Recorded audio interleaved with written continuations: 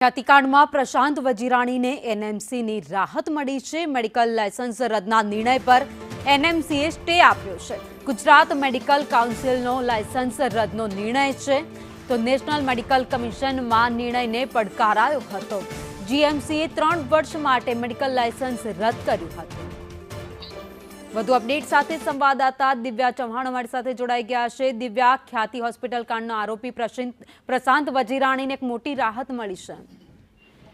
ખ્યાતિ hospital કાંડના doctor પ્રશાંત વજીરાણીને NMC દ્વારા મોટી રાહત આપવામાં આવી છે। મહત્વનું છે કે ગુજરાત મેડિકલ કાઉન્સિલ દ્વારા તેમનું જે લાયસન્સ હતું તે 3 વર્ષ માટે રદ કરવાનો નિર્ણય લેવામાં આવ્યો હતો। ખ્યાતિ હોસ્પિટલને લઈને જે વિવાદ સામે આવ્યો હતો તે અંતર્ગત જો કે એનએમસીમાં આ વિવાદ છે તે પડકારવામાં આવ્યો હતો અને લાયસન્સ 3 વર્ષ માટે પૂરતા કારણો ન હોવાનું નોંધ લીધી અને એનએમસી દ્વારા આ જે સ્ટે આપવામાં આવ્યો છે ગુજરાત મેડિકલ કાઉન્સિલના નિર્ણય સામે। એટલે કે હવે આ તમામ જે કયા કારણોસર રદ કરવામાં આવ્યા, કોઈ કારણો જે ગુજરાત મેડિકલ કાઉન્સિલ દ્વારા જે રજૂ કરવામાં આવ્યા હતા તે યોગ્ય અને ઠોસ ન હોવાનું તારણ પણ એનએમસી દ્વારા કાઢવામાં આવ્યું હતું અને એનએમસીનો જે નિર્ણય છે તે યથાવત રાખવામાં આવ્યો છે। એટલે કે જો મહત્વનું છે કે પ્રશાંત વજીરાણીની આગોતરા રેગ્યુલર જામીન અરજી હાઈકોર્ટમાં પણ પેન્ડિંગ છે।